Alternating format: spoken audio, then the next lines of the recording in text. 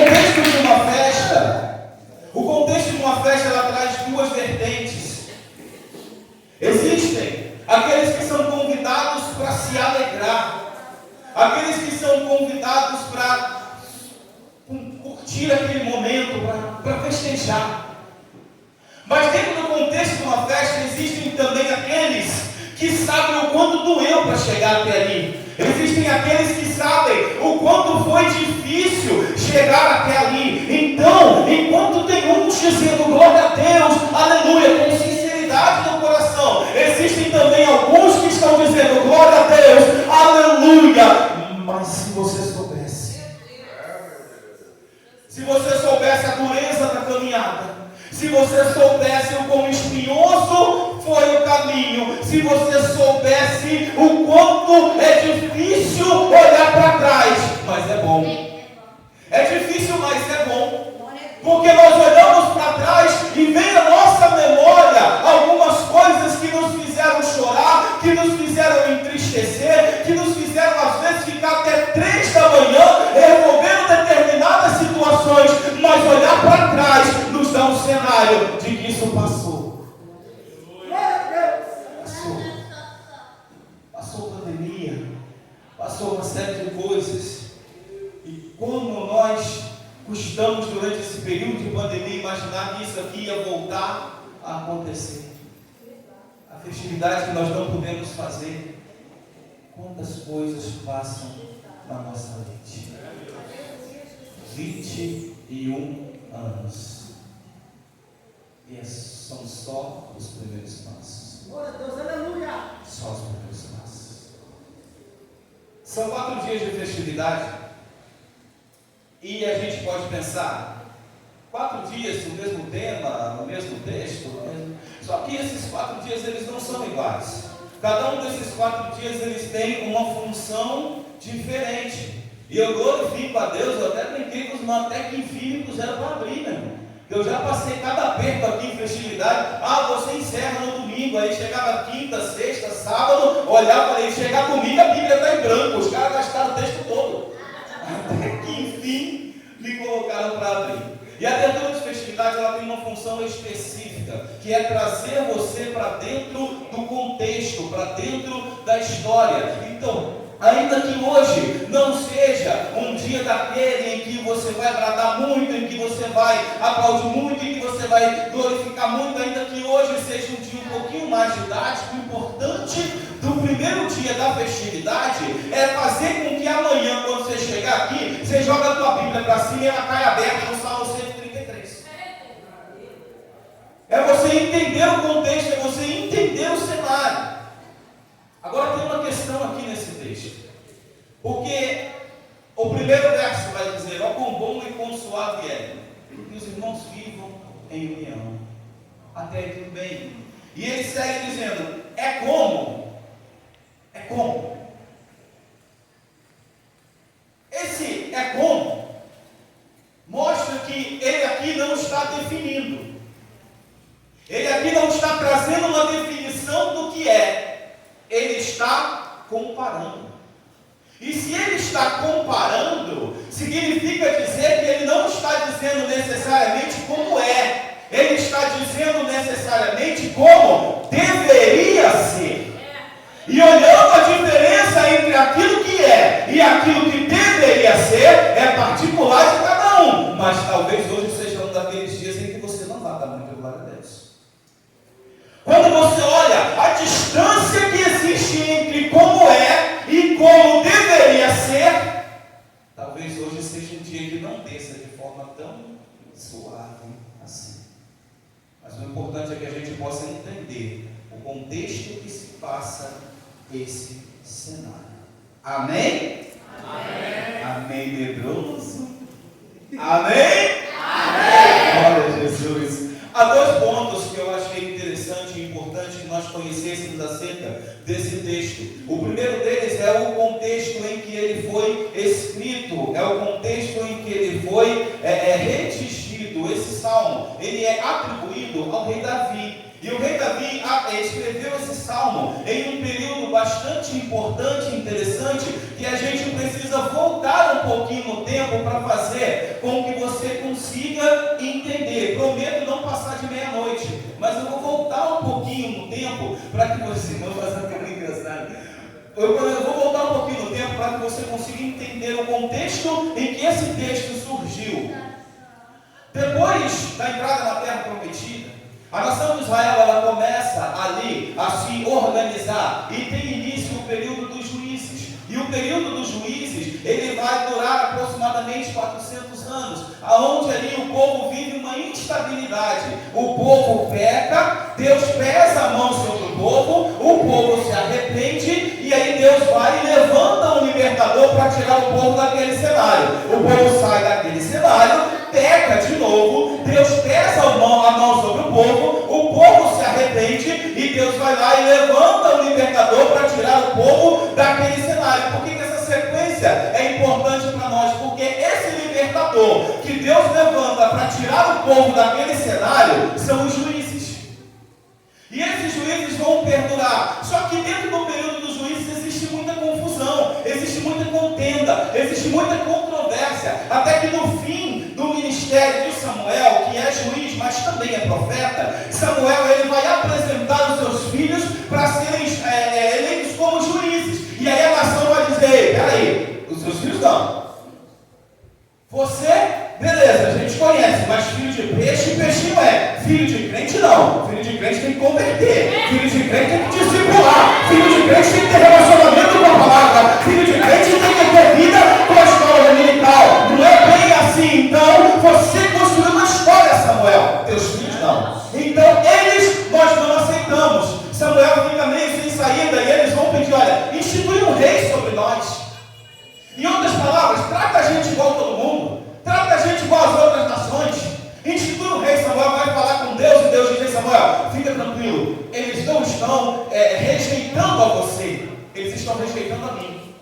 Se eles querem um rei, faz o seguinte: dá um rei para eles, e inicia ali a monarquia na nação de Israel através de Saul. Deus coloca Saul como rei. Só que Saul não vai fazer um bom reinado. O reinado de Saul, ele é coberto de contenda, de intriga, ele é coberto de guerra civil. A nação não se entende, as tribos não se entendem, até que chega um momento em que a nação de Saul morre e a nação de Judá vai trazer Davi para ser o seu rei. Só que as outras 11 tribos não vão aceitar o reinado de Davi, vão instituir Esbocete, que é descendente de Saul, e pensa num período de guerra civil. Era um momento onde as tribos não se falavam, não se relacionavam, era um momento onde as tribos não estavam perto uma da outra. Eu vou passar, se tem um de outra tribo, eu passo para o outro lado, eu tenho que pegar o caminho. Se eu tiver que passar naquela tribo, eu vou mais longe, mas eu não passo perto.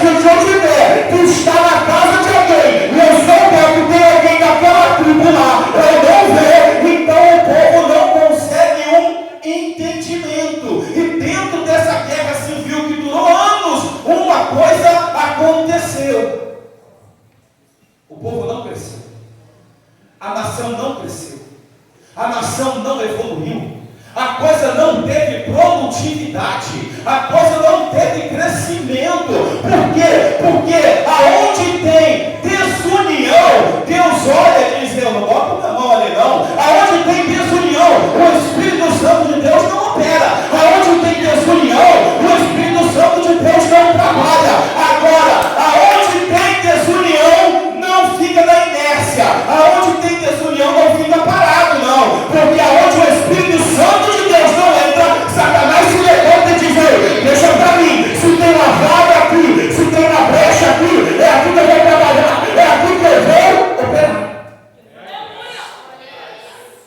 Só que Deus trabalha para edificar, Satanás trabalha para derrubar. Então, se você está abrindo um espaço para que eu possa entrar, eu vou entrar, eu vou operar, eu acabo com tudo. Eu acabo com tudo, irmãos. É doloroso quando a igreja começa a caminhar em desunião. Sabe por quê? Porque essa igreja nem trabalha para o diabo dar. O que o diabo faz é chegar para os demônios e dizer: deixa, quietinho, sai de perto, sai de perto. Sai de perto, não atrapalha não. Ela está caminhando sozinha, arruma autodestruição. Não atrapalha não, que quando cair, a gente não fizeram nada. Foram eles mesmo. Vira motivo de chacota, vira motivo de piada no inferno. Quando o diabo vê uma igreja minguando por causa de desunião. E é duro. É duro. Quando às vezes no rebanho de Deus as maiores feridas são feitas pelas próprias ovelhas. É duro. Aleluia!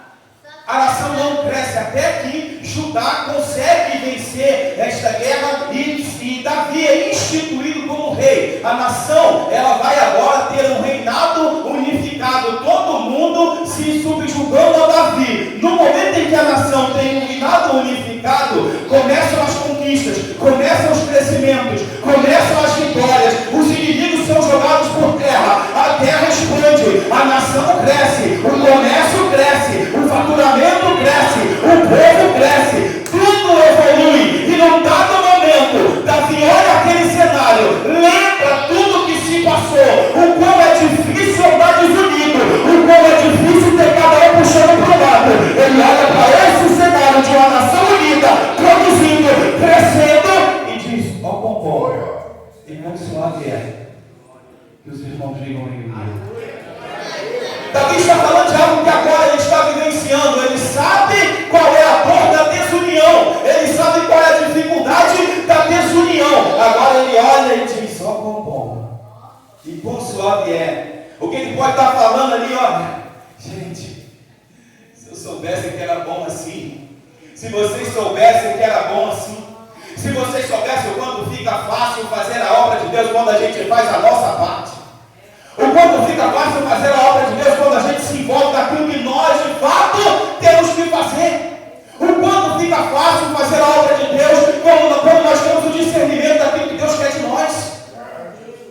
Porque às vezes Deus não colocou você na elaboração de um projeto, mas conta com você para a execução do projeto. E o projeto que era para ser muito grande não sai do papel, porque você está frustrado por não ter elaborado. E Deus está ali esperando você meter a mão e colocar a coisa para funcionar.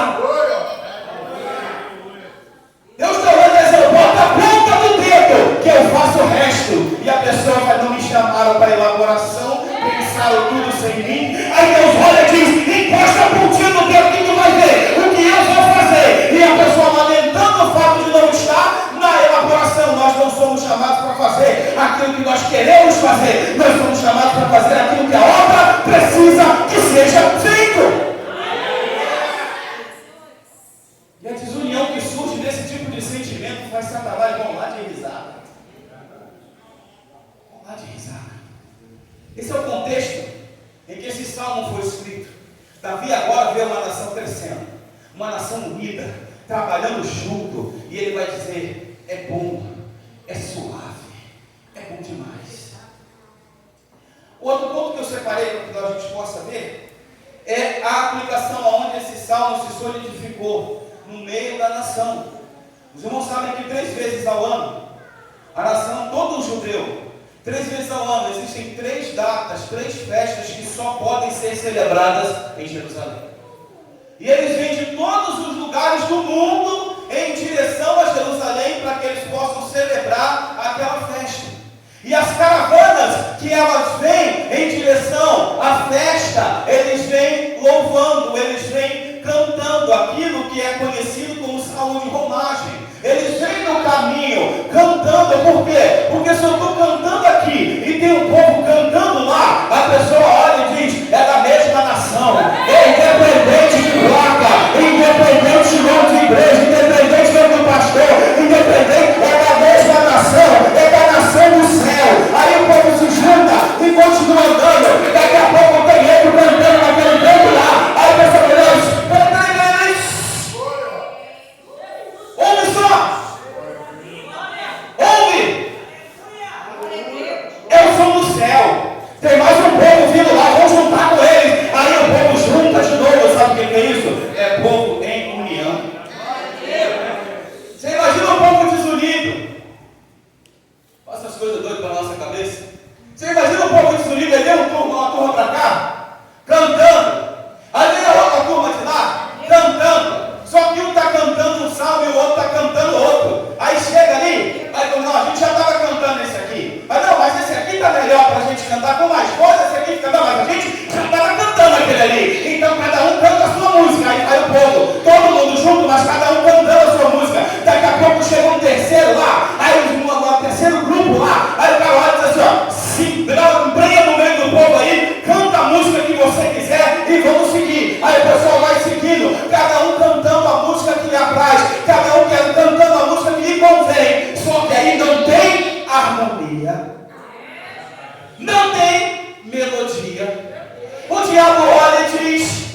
tem um espaço para mim, e aonde ele entrar. Irmãos, deixa eu dizer uma coisa para você, com risco tremendo, até de beliscar a teologia. Irmãos, o maior problema não é o diabo entrar não, irmãos. Porque a Bíblia diz, resistir ao diabo. O maior problema não é ele entrar não. O maior problema é que uma vez lá dentro, ele sabe exatamente o que fazer. Fortaleza de Sardo, uma das fortalezas mais imponentes do mundo antigo, cercada de rocha. E aí, Ciro uma vez cerca a cidade, e eles olham e dizem assim, e aí, o que tu quer aí? Nós somos intransponíveis, não tem como. Aí Ciro fica lá. E aí o povo olha, Ciro, ninguém nunca tomou a cidade de Sardo, Ciro, calma, vamos ficar aqui. Ele está rodeado. E o povo de dentro da cidade de Sardo está olhando e está dizendo, olha lá, está achando que vai entrar. Um belo dia, Ciro chega para um soldado e diz assim, ei, vamos fazer o seguinte, dá uma volta nessa muralha aí. É feito de rocha maciça, dá uma volta nessa muralha aí. O soldado começa a rodear a muralha. De repente, o soldado percebe de Ciro que o capacete de um vigia de Sardo tinha caído. Aí ele olha e diz assim, caiu o capacete do cara aqui. Ele continua a sua volta, só que quando ele está retornando, porque não dava para circular, uma vez que um lado era penhasco, quando ele está voltando, ele olha e diz, ué, cadê o capacete do cara que caiu aqui? Ele dá uma olhada na muralha e ele percebe uma brecha, assim, ó. Aleluia! Você consegue se encaixar e entrar. Ele corre lá para cima e diz, Ciro, não vai acreditar, Ciro. Tem uma brecha na muralha. A muralha é imponente, é grande, é bonita, é muito respeito, mas tem uma brecha na muralha, Ciro. Ciro vai dizer, você vai entrar então. Um soldado. Repita comigo, um soldado. Entra na cidade de Sardo. A autoconfiança era tanta que toda a cidade estava dormindo. O soldado podia ir lá no chefe do exército, matar o chefe do exército, ninguém ia ver. Ele podia ir no prefeito da cidade, matar o prefeito da cidade, ninguém ia ver. Mas o que ele faz? Ele entra sozinho. Entra, vai lá e abre os portões da cidade. Quando a cidade de Sardo acorda, todo o exército de Ciro está dentro da cidade. Pela primeira vez a cidade de Sardo, ela é dominada. Ele só precisa de uma brecha. Se ele entrar, ele sabe o que fazer. E depois que o povo se reunia, esse salmo, a tradição diz que ele era o salmo de chegada. Quando estavam vindo pessoas de todos os lugares de Jerusalém, e eles chegavam ali dizendo, ó, quão bom e quão suave é. Chamando os irmãos para um momento de comunhão, aonde vai se celebrar essa festa. Então você já tem o contexto em que o salmo foi escrito, e você já tem a aplicação, aonde esse salmo vai se solidificar na boca do povo da nação de Israel. Agora vamos? Você vai ou fica? Bora? Então vamos. Glória a Deus. O verso 1 do salmo vai dizer, ó, quão bom e quão suave é que os irmãos vivam em união. Primeira questão que a gente precisa observar, o que é bom? Silêncio gostoso? O que é bom? Pudim é bom? Se tiver azedo. Estragado? Não. Chocolate é bom? Se tiver velho, vencido? Opa, então o conceito de bom ele sofre uma certa variação. Porque quando você vai para o dicionário, bom vai dizer que é aquilo que tem as qualidades esperadas ou exigidas de acordo com a sua natureza. Bom é quando atende a expectativa. Bom é quando você espera que seja bom e realmente é bom. Então bom não é um conceito engessado. Bom é aquilo que você olha e você espera que seja e realmente é. Aí tem crente que bate no peito e diz assim, mas na minha igreja eu não arrumo problema com ninguém. E tu acha que tu está muito acima da tua obrigação? Mas eu tenho comunhão com meu irmão.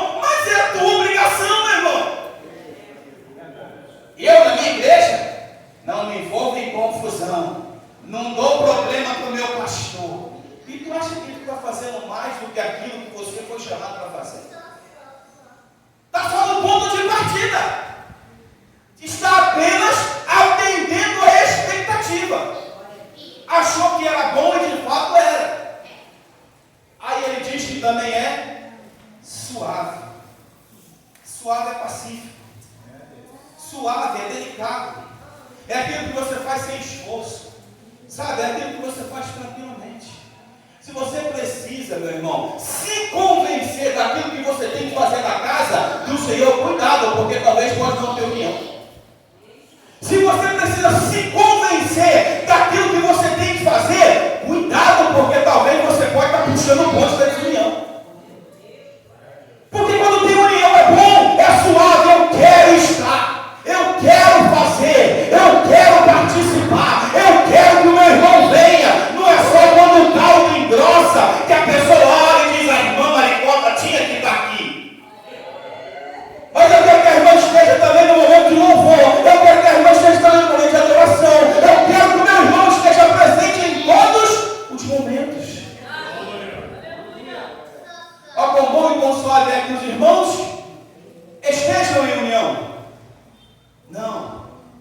Fiquem em união. Não. Simulam a união. Não. Dizem que tem união.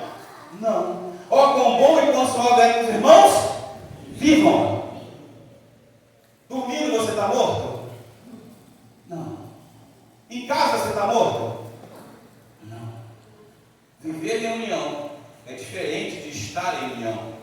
União, então, não é uma capa ou uma máscara que eu coloco para o pastor ver eu passar despercebido. União é uma forma de vida, é um estilo, é viver em união. Sabe o que é viver em união? É você ver o vestígio da contenda, chamando com a mão. Quem está vendo aí? Peraí, vamos resolver isso aqui. Tá bom, meu irmão? Vai botar uma brecha? A gente está com festividade chegando, a gente tem evangelismo para fazer, a gente está com um projeto aí todo elaborado, o ano que vai deixar brecha. Quem está vendo? Ah, foi fulano, chega aqui. Quem está vendo, meu irmão? O que está acontecendo? Viver em união é perseguir a união como se a vida dependesse disso.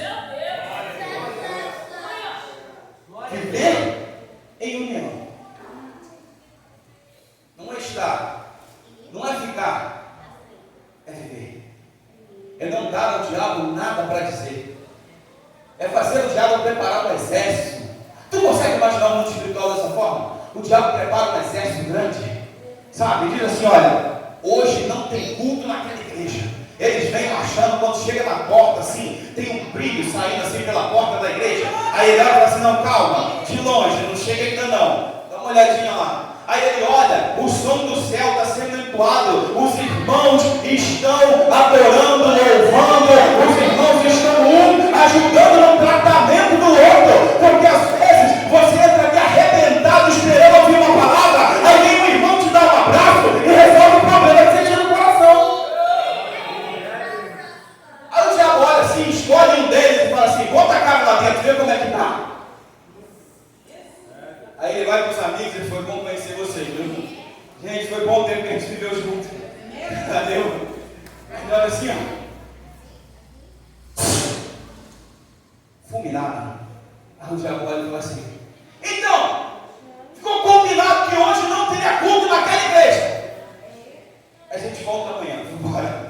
Outro dia a gente volta, porque o ambiente lá não dá pra gente não. O ambiente lá está em união. A Bíblia diz que ele anda ao redor, tramando como a união, buscando ao que possa tragar. Sabe qual que é esse cenário de andar ao redor? É porque o leão, ele apesar de ter muita força, ele não tem uma visão muito definida. Ele não consegue identificar a silhueta bem desenhada. Então, quando tem uma presa encostada num cantinho, ele olha e consegue imaginar: bom, aquilo ali é uma presa. Ele, pela sombra, ele consegue imaginar que aquilo ali é uma presa. Agora, quando está todo mundo junto, quando está todo mundo colado, quando está todo mundo em união, ele olha e a única coisa que ele consegue ver é que tem uma massa maior que ele que está se mexendo, é que tem algo maior do que ele que está se movimentando. Aí ele olha e diz assim: vai chegar perto dele, eu não sei o que é aquilo não. Aí quando você olha de perto, é um bando de ovelhinha.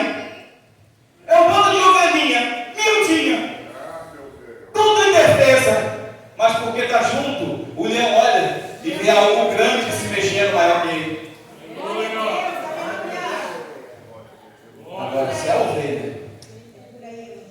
ovelha der um passo para o lado e se distanciar da multidão, busca sua própria ruína aqueles que se isolam. Livro de Provérbios, gente. Busca a sua própria ruína aqueles que se isolam.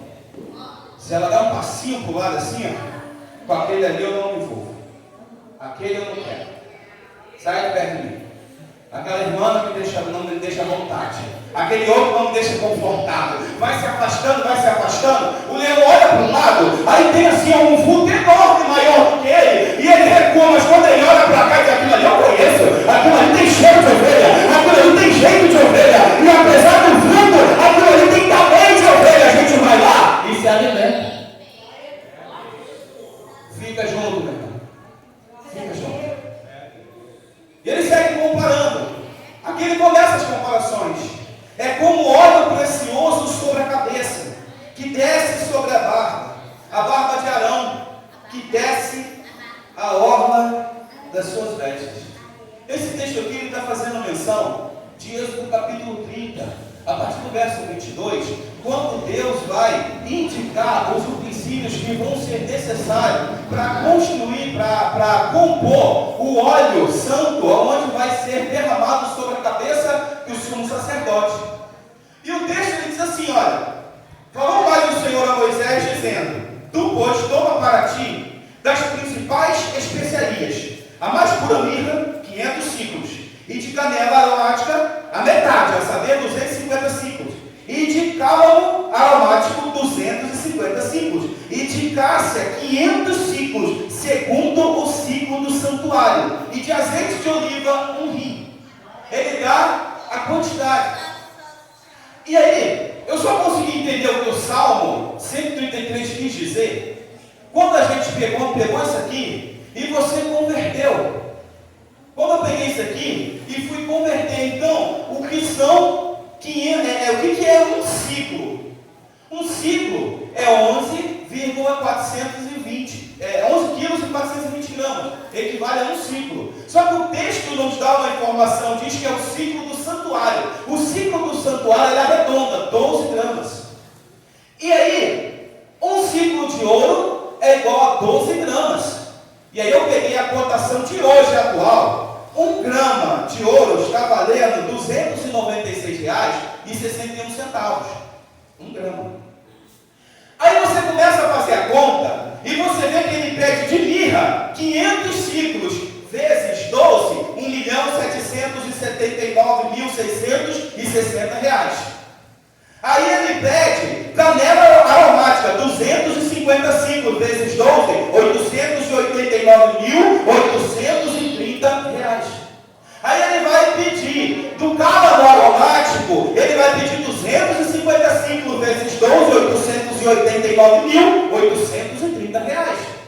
Aí ele vai pedir também da cássia, 500 ciclos vezes 12, R$ 1.779.660.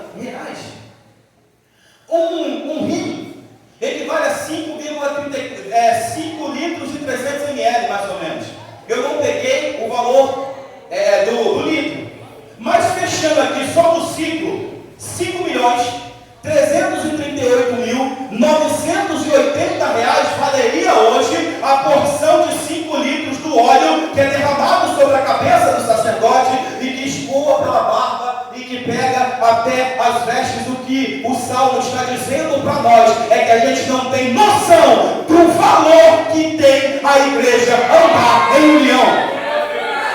O que o Salmo está dizendo é: você não tem noção do quanto vale. Ele fez uma comparação. É como se fosse. Vocês não têm noção do quanto vale uma igreja unida. Aí ele dá um exemplo aqui: 5.338.980 reais. Mas pode ir 5 litros. Não é nem a igreja toda. Quantos litros cabem nessa igreja aqui, meu Deus? Mas ele vai falar, vai fazer uma aplicação interessante. Ele vai dizer que não é somente como esse óleo, mas ele vai dizer que é como óleo que é derramado pela cabeça. E ele dá uns detalhes interessantes, que ele vai dizer que esse óleo escorre pela barba. E escorrendo pela barba, esse óleo pega na camisa. Jogando na cabeça, vai direto no cabelo. Certo? Sim ou não? Sim.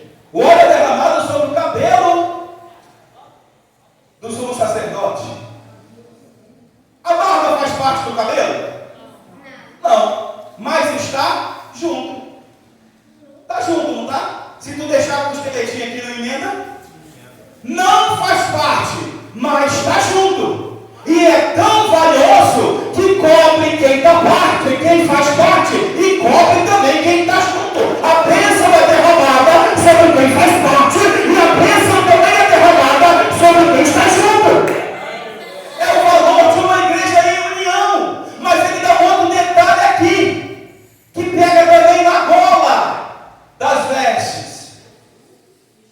A roupa faz parte do cabelo? Faz parte da barba? Mas está perto. A coisa é tão forte quando a igreja está em união, que pega em quem faz parte, pega em quem está junto e pega em quem está perto. É por isso que às vezes você chega em casa e o teu parente que não quer vir na igreja por nada, aí você sai iluminado, glorificando a Deus, aí tu olha o teu parente está chorando, aí tu fala assim, o que houve? Ele diz, não sei, senti um negócio aqui dentro, sabe, senti uma coisa aqui dentro, mas eu não estou triste não, eu estou com um sentimento que eu não sei nem o que é, mas é porque tem um negócio dentro de mim que está me deixando tão alegre, eu estou chorando, mas eu estou chorando de alegria, sabe o que é isso? É o óleo que pegou na blusa, não faz parte, mas está perto, através da tua vida, a unção chegou lá. É por isso que o teu vizinho chega para você e diz assim, você transmite uma coisa tão boa, você passa uma coisa tão boa, você passa uma coisa tão agradável, é bom estar perto de você, sabe o que é isso? Olha na gola da blusa, não está perto, não faz parte, não está junto, mas está perto. É tão bom andar em união, que onde você passa, você deixa o rastro da unção do Senhor, a pessoa vai olhando e vai vendo aquela marca assim, ó, eu consigo imaginar, as pessoas olhando e dizem, vem cá, você viu o pastor Ronaldo por aí? Aí você diz, olha, eu não vi não, mas ele foi para lá. Peraí, irmão, se tu não viu, como é que tu sabe que ele foi para lá? Olha o rastro de óleo no chão aqui, ó. Olha o rastro da unção do Senhor no chão aqui, ó. Uma coisa que vive em união. Marca a terra por onde ela passa.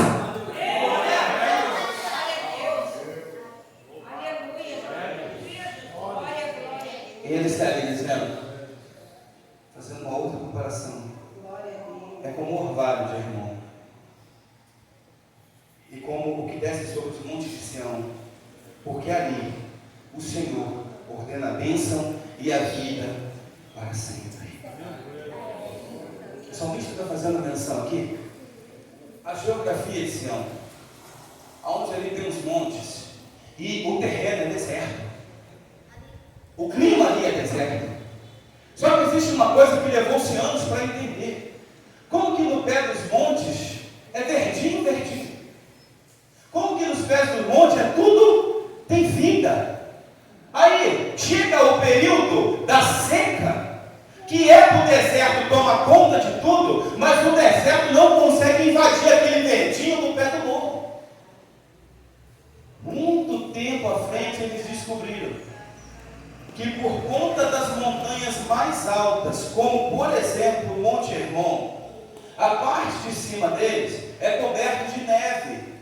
Devido ao frio, você sabe que há uma região deserta, ela não tem umidade, então ela não tem resistência da temperatura. É por isso que o deserto de dia faz 50 graus e à noite faz menos 5, porque não existe essa resistência. Então lá em cima, por ser muito frio, o pico dos montes, eles são cobertos de neve. Quando chega o tempo quente, aquela neve derrete e o vento pega aquelas gotículas de umidade e vai espalhando no entorno ali. Então os montes menores que não conseguem criar neve lá em cima são alimentados pela neve, pela umidade dos montes maiores, que o vento vem levando e vem cobrindo toda aquela região. É por isso que ele diz que tem vida para sempre, vai ter bênção e vida para sempre. Todo ano dá, todo ano tem vida. E por quê? Porque aquele que está coberto cobre o outro. Aquele que está lá em cima estende a mão para o outro. Aquele que está no topo não está olhando e dizendo o próximo degrau, não, porque há um próximo degrau, quem leva é Deus. Ele está olhando para trás e vendo se o povo está vindo junto dele, e vendo se o o povo está vindo junto com ele.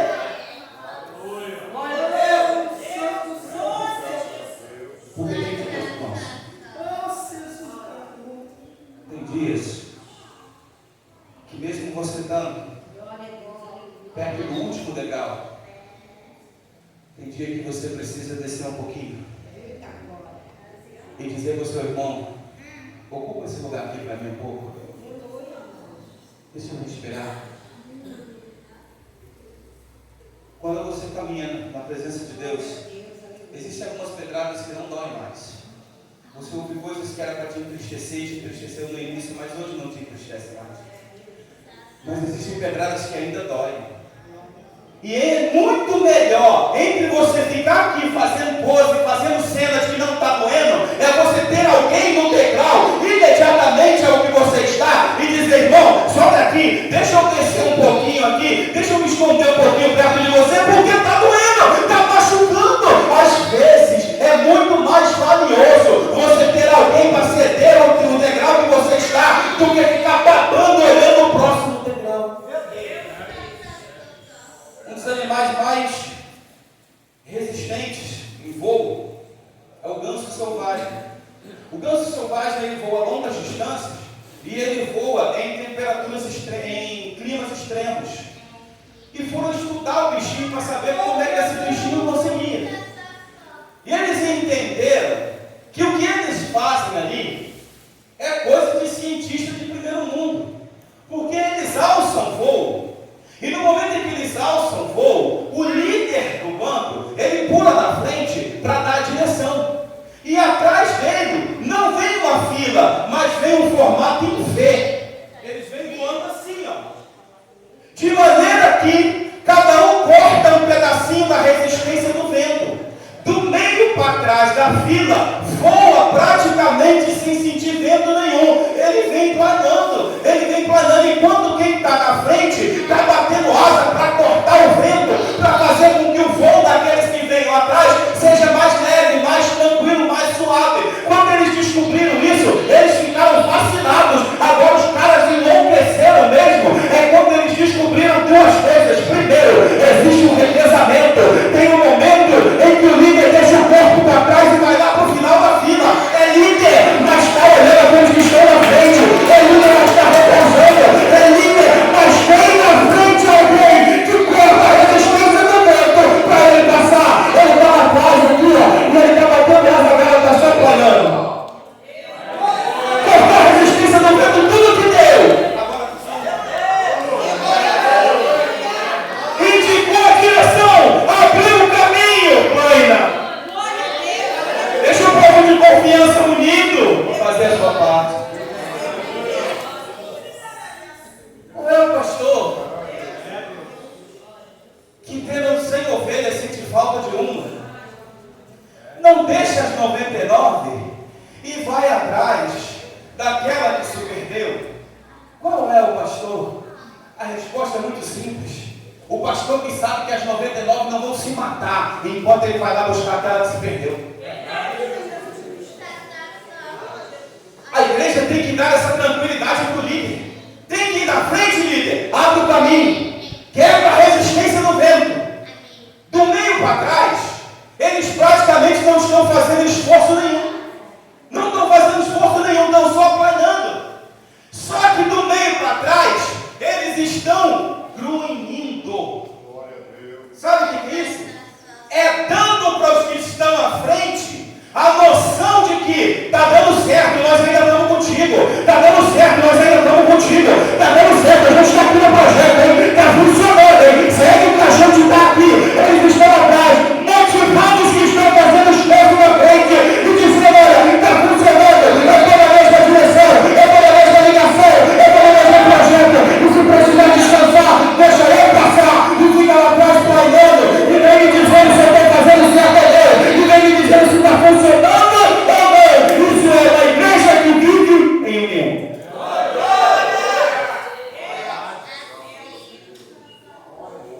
Segue.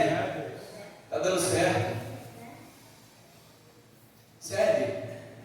Está funcionando. Pode seguir. E uma vez dada a direção, Pode soltar o corpo para trás e vai para o fundo da fila. A gente não vai mudar a direção que você deu, não. Nós estamos no mesmo propósito. Nós estamos no mesmo projeto. Pode ir. Não foi eu que tracei a direção, não. Mas eu vou bater asa enquanto tiver vento para cortar. Não fui eu que tracei a direção, não. Eu não estou na frente, não. Às vezes nem sai na foto. Mas enquanto eu tiver força para gritar, vai que eu estou contigo, vai que está funcionando, vai que eu estou no projeto, vai que eu estou aqui, qualquer coisa conta comigo. Por mais lindo que seja a formação e ver, quando um ganso adoece, 2 deles abandonam o grupo, junto com aquele que adoeceu. E vão acompanhando ele aonde quer que ele esteja. Enquanto ele não se curar, ou enquanto ele não morrer, eles não saem de perto dele. O bando que está voando continua batendo asa com a certeza de que está machucado, mas está sendo cuidado. Glória a Deus, aleluia. Está ferido, mas está sendo olhado. Foi atingido, mas está sendo tratado. Está sendo cuidado. Vamos seguir aqui cortando a resistência do vento, porque a gente tem um caminho para seguir. Marcos capítulo 2, verso 3 vai dizer assim: olha, e vieram ter com ele, conduzindo um paralítico trazido por quantos? Quantos? Por 4. Eles chegam até a presença de Jesus, leva aquele paralítico. Não dá para entrar. Ele disse: meu irmão, vai pelo teto. Vai por cima, mas vai chegar. O propósito é te levar até a presença de Jesus. Então, se você não pode andar com as suas próprias pernas, eu vou te conduzir até a presença de Jesus. Quem tem? Quem tem? Quem tem aqui? Quem tem pelo menos 4? Quem tem aqui? Pelo menos 4. A gente está falando de uma igreja que vive em união. A gente está falando de uma igreja que vive em união. Quem tem pelo menos 4 aqui? Hein? Mas não é qualquer 4, não. Não é esses 4 de canto, de esquina, de conversa, de boteco, não. 4 que coloque a escada na parede. Quem tem pelo menos 4 que segura a corda?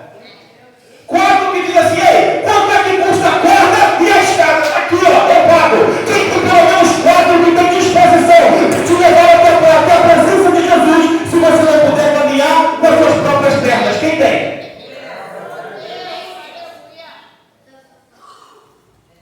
A gente glorifica a Deus por ter pelo menos 4. Deixa eu te fazer uma pergunta, eu estou caminhando para o encerramento. Quem tem pelo menos 4? Hein? Com disposição de te ajudar quando você não estiver com força. Quem é um dos 4? Você é um dos 4? Que tem a disposição para ajudar quando o teu irmão estiver precisando? Porque glorificar a Deus por ter pelo menos 4 é bom. Agora engole quando eu tenho que glorificar a Deus por ser um dos 4. A pessoa olhar e falar: se não conseguir caminhar com as tuas próprias pernas, fica tranquilo, meu irmão, eu te levo até a presença de Jesus. Você é um dos 4?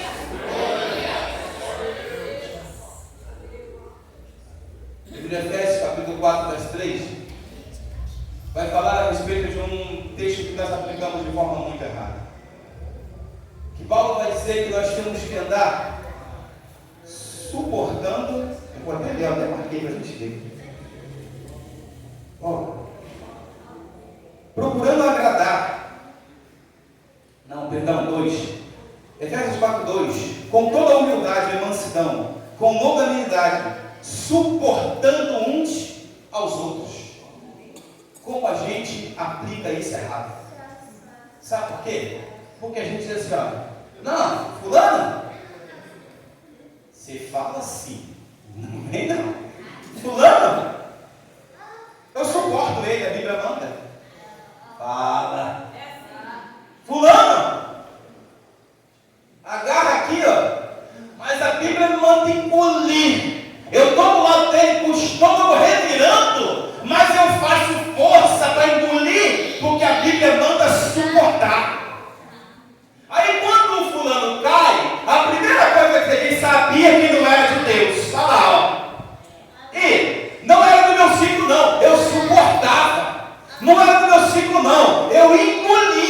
As pessoas aplicam esse texto como suportar fosse aturar, como se suportar fosse fazer força para estar do lado. Meu irmão, a palavra suportar significa servir de suporte. O que Paulo está dizendo aqui é que na hora que o teu irmão arriar, você pega ele aqui, ó, joga ele nas costas de meu irmão, a gente chega com todo o tempo, mas para trás você não fica. Encosta aqui, eu sirvo de suporte para você. A palavra suportar significa que quando o irmão descer, você vai lá embaixo buscar ele.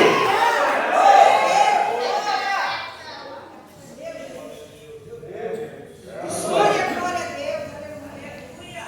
Suportar. Aleluia. Se você não tem pelo menos 4,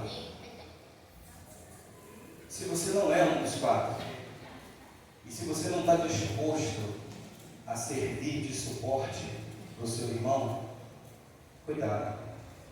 Provavelmente você está fora de Hebreus 12:14. Provavelmente você está fora desse contexto. Seguir a paz com todos e a santificação. Até aí tudo bem, irmão? Está falando aqui de baixo. Todos estão aqui, ó. Santificação é algo para cá. Só que ele emenda o versículo dizendo: sem a qual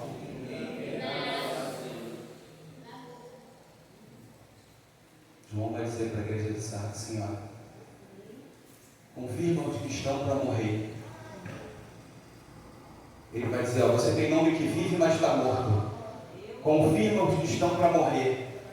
Mas há também ali uns que não contaminaram as suas vestes. Sabe o que chama a minha atenção? É que é a mesma igreja, participando de um mesmo culto, louvando os mesmos louvores, orando os mesmos períodos de oração, ouvindo a mesma palavra. E dentro dessa igreja tem gente que já morreu, tem gente que está para morrer e tem gente que não contaminou os seus vestidos. Irmãos, o maior problema aqui não é você não estar indo para o céu, porque você não está indo para o céu. A gente vai trabalhar para te orientar, para que todos nós possamos ir. O maior problema aqui é você achar que está indo para o céu e não está. Seria a paz com todos e a santificação. Senão você não vai ver o Senhor. Que Deus abençoe.